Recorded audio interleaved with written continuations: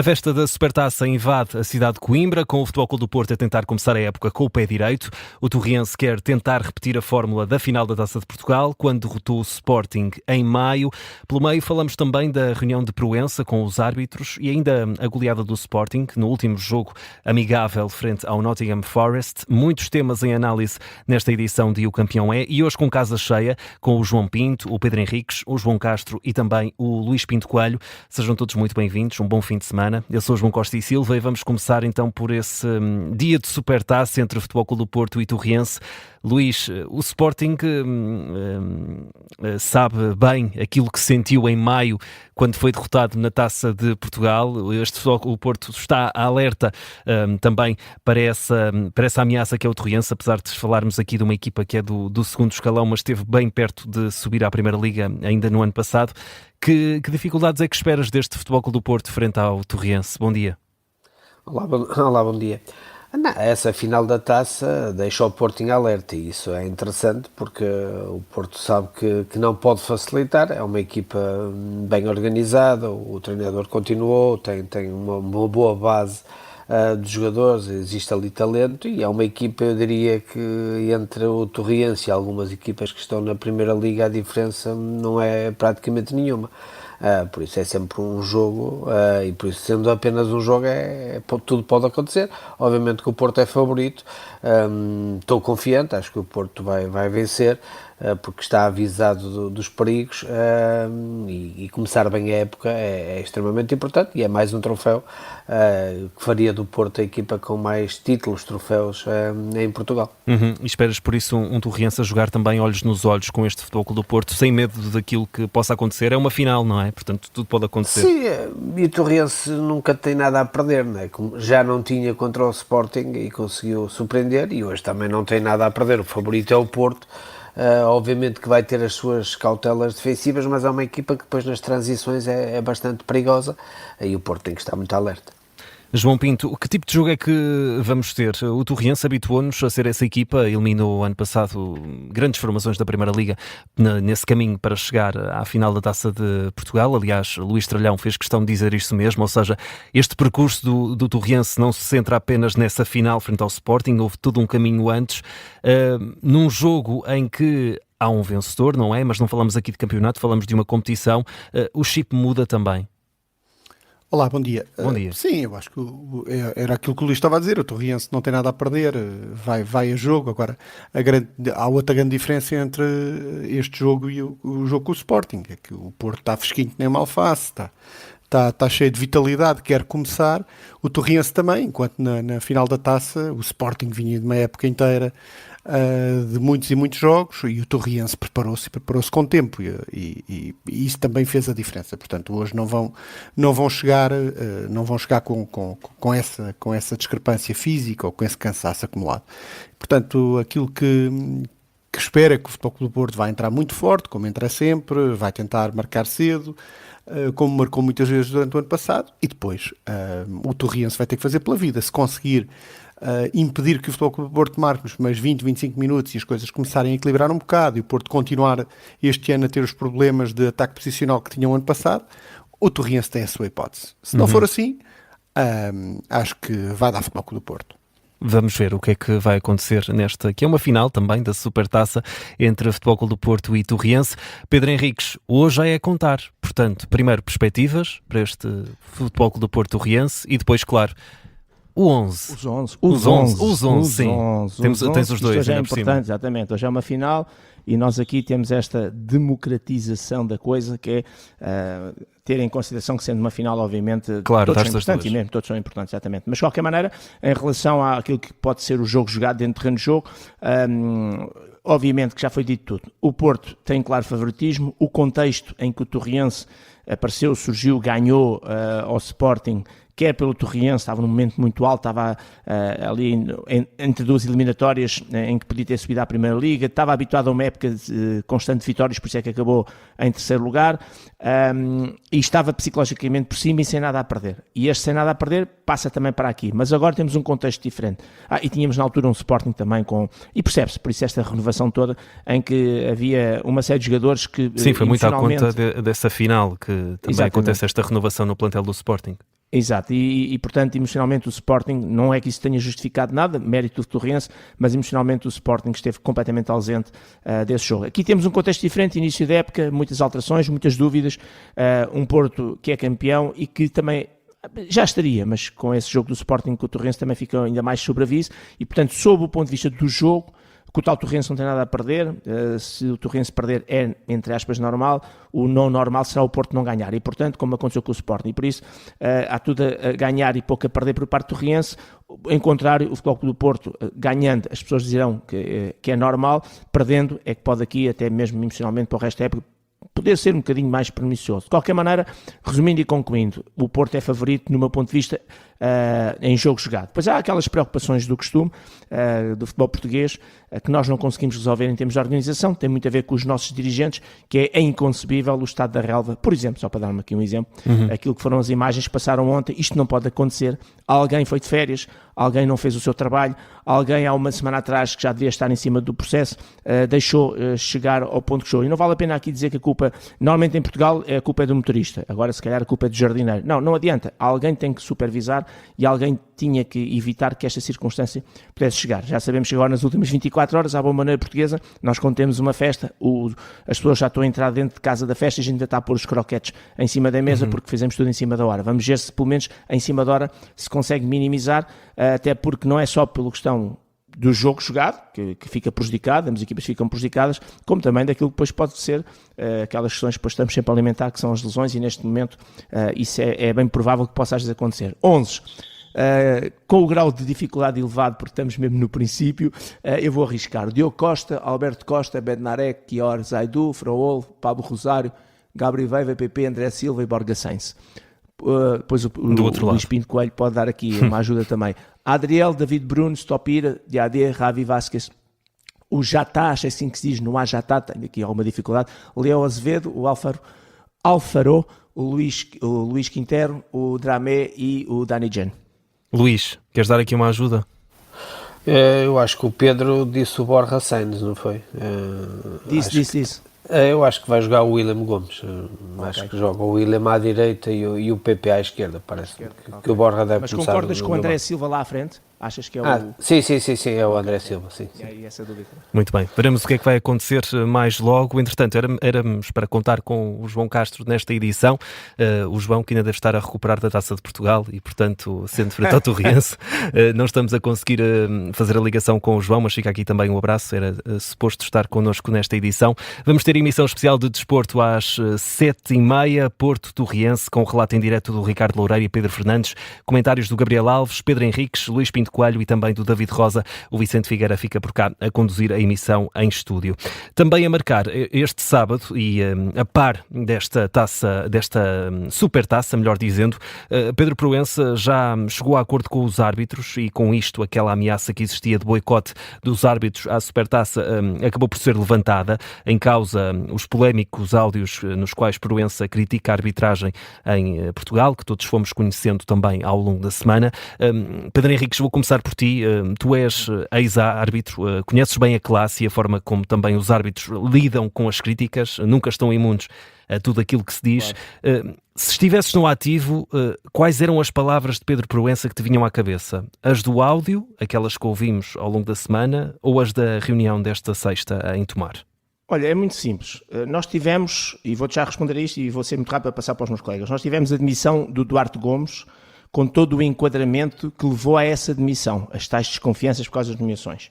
Sabemos que toda essa situação, embora arquivada no CG, no Conselho de Justiça, está no Ministério Público, está na Polícia Judiciária, com fortes indícios que, se forem provados, que podem vir a fazer rolar cabeças. E temos ainda esta particularidade que foi, no meio deste fogo todo e num momento difícil como estava a arbitragem, o Presidente do Conselho de Arbitragem, Luciano Gonçalves, tem mandado um mail para os árbitros a dizer que não podia estar presente logo no início da ação. Ou seja, era a última coisa que ele podia ter feito.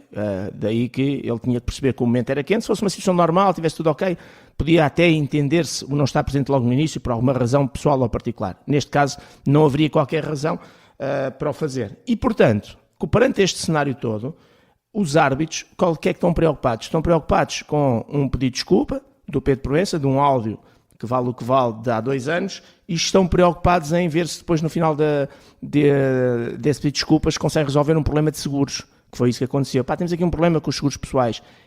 Eu acho que há uma falta de noção, para já há uma falta de liderança da arbitragem, dentro do próprio setor da arbitragem. Já nem estou a falar da APAF, não sei, é dos próprios árbitros, não têm mesmo a mínima noção. Ontem tudo podia ser discutido, menos estarem a pedir, agora vamos aproveitar que ele está fragilizado, agora vamos aqui resolver um problema do centro de treino, dos treinos e do problema de seguros. Estão com uma falta de noção completa do momento que se está a viver, daquilo que está ainda para vir, traduz, ainda cá para pedir desculpas, que é para a gente agora, perdoa-me agora, a gente... Não faz sentido nenhum, isto é falta de liderança. E, portanto, não se podia resolver outros assuntos marginais para tentar, perante este momento, agora estás fragilizado, resolve-me aqui o problema dos seguros e do centro de treino. Isso era a última coisa que se podia fazer, e não faz sentido nenhum, porque aquilo que deviam ser as perguntas feitas ao Pedro Proença não era sobre o pedido de desculpas da qualidade ou da competência, era sobre toda a situação que é muito grave e de perceber qual é o grau de confiança que existe do Pedro Proença em relação ao Luciano Gonçalves. Isso é que era importante, qual é a relação que tem neste momento com o Conselho de Arbitragem, com o Luciano Gonçalves, e o que é que a própria Federação vai fazer quando daqui, se calhar até hoje, mas daqui a uma semana, quando começar a Liga, e houver um penalti, um fora de jogo, e todos os clubes não vão discutir o penalti fora de jogo, vão discutir a nomeação, não vão discutir a competência, vão discutir efetivamente a idoneidade e a verdade sob o ponto de vista de se há corrupção ou não há corrupção, coisa assim de género. E portanto os árbitros estão com falta de noção. Resumindo e concluindo, ainda bem que vai haver árbitro oficial no jogo. O Pedro Proença está muito otimista a dizer que vai ser uma época que os portugueses vão ter muito orgulho. Eu não tenho esse otimismo, oxalá ele tenha razão e neste caso seja eu que esteja errado, mas estou com muito receio pelos próprios árbitros que vão ser as principais vítimas de tudo isto que está montado, e não basta pôr maquilhagem para disfarçar o acne que está por baixo. Disfarça, mas depois quando começares a suar aparece o acne de novo. João Pinto, concordas aqui com o Pedro Henriques, nomeadamente nesta questão da maquilhagem, disfarçar aqui alguns danos, mas que depois com uma lavagem vem logo à superfície, não é? Até o pedido de desculpas é fraco. Além de tudo aquilo que o Pedro disse, até o pedido de desculpas é fraco, não é? Porque eu uma vez almocei na casa de um tio de um amigo meu, o almoço foi mau, e quando o almoço acabou o tio perguntou-me então, o que é que achaste? E eu disse, bem, a qualidade é inquestionável. Porque realmente não valia a pena falar sobre isso, era má, toda a gente sabia que era má. E portanto, até o pedido de desculpas público é fraco. Portanto, além de tudo isto, realmente a arbitragem não começa com o pé direito, começa de joelhos, começa de rastros e não é nada bom, não é nada bom para ninguém. Luís Pinto Coelho, falamos aqui de um acordo entre senhores, tendo em conta a polémica que existiu. Ainda vamos voltar a estas declarações, ou seja, a meio da época isto pode ser sempre tema ou assunto, tendo em conta que houve este pedido de desculpas, mas acreditas que as coisas ficam realmente resolvidas nesta reunião que já terminou de madrugada, ontem em Tomar? Isto é senhores entre aspas, não é? Porque o que se tem visto e o que se ouviu de senhores tem muito pouco.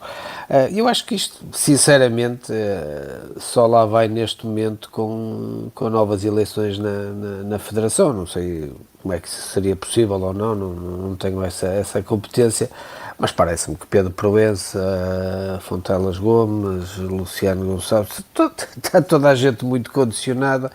Acho que há erros, há questões que são básicas, que não se conseguem resolver. O Pedro referiu ainda agora esta questão do relevado.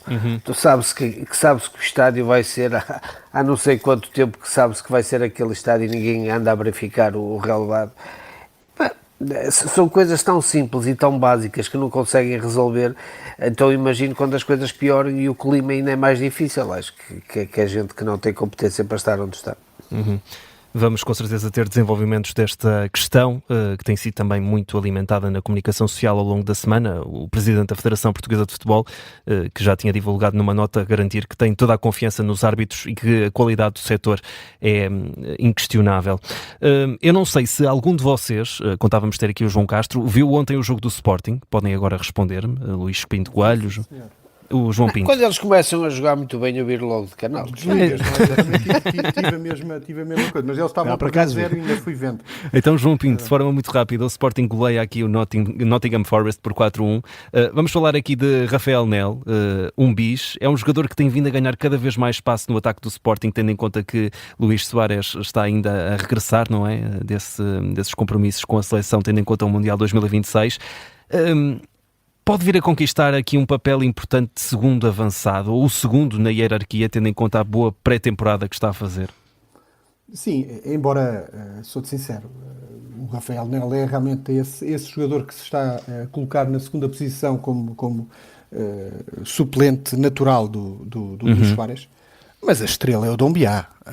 O Dombiá, onde é que o Sporting foi desencantar este homem? Realmente é um achado. É um jogador que vai desequilibrar no campeonato, nas Champions, onde jogar. É realmente um jogador que encanta ver. Eu não sei se fisicamente ele já teve algum problema, se não teve. Se não teve, com aquele físico, o rapaz vai ser mesmo uma estrela à séria. E o que ele faz em campo com bola e sem bola é qualquer coisa. Depois o Rafael Nel... pronto, é tal coisa, quando és ponta de lança e as bolas chegam lá, ele consegue fazer desaguar o jogo e marcar golos, tem-se mostrado. Agora, o que se nota realmente é que os dois gregos estão-se a ver gregos, não é? Portanto, quer o Ioannidis, quer o Vagiannidis.